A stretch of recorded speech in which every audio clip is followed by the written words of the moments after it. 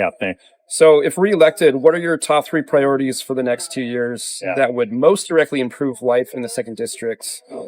Whether that's infrastructure, jobs, housing costs, public safety, or something else entirely.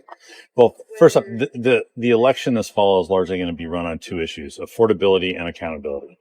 The president promised lower prices and no wars, and we have higher prices and more wars.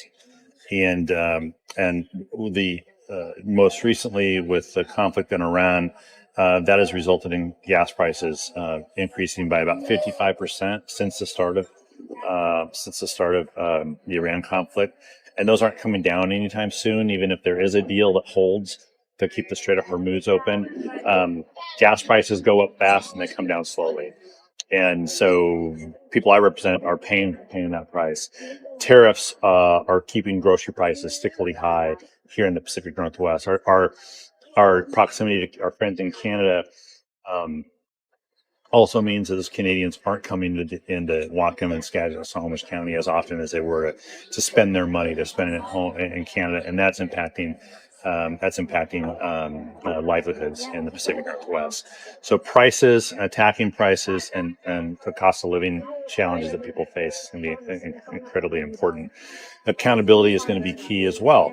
The president and his cabinet are doing a variety of things. There's recent news today where the ballroom that he wants to build and is building is now estimated to be $600 million. He said it was going to be about $200 million and there'd be no taxpayer money in it. As it turns out, about $300 million of public taxpayer dollars are being used. Either he lied or he wasn't, or he was ignorant. It doesn't matter what. The fact is that public tax dollars are being paid to build something that no one wants but him. And so holding him accountable for things like that is going to be an important part. First and foremost, so will be about affordability. That will be the number one issue. Now, those are big, broad issues. They have impacts locally. Locally, I'm going to continue my work on helping us build a transportation system that's safe, that's accessible, that moves people and goods safely.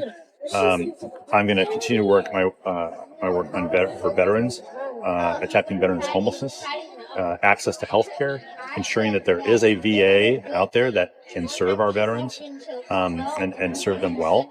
And I'll continue to support our marine environment and salmon habitat restoration. I think living in the Puget Sound and on the Salish Sea is an incredibly important privilege that we need to always really hold dear and actively continue to support.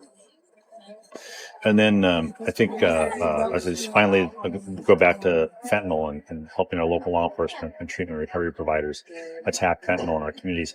So there's plenty of work, and then on top of that, if my party gets the majority, I'll be the chair of the Transportation Committee.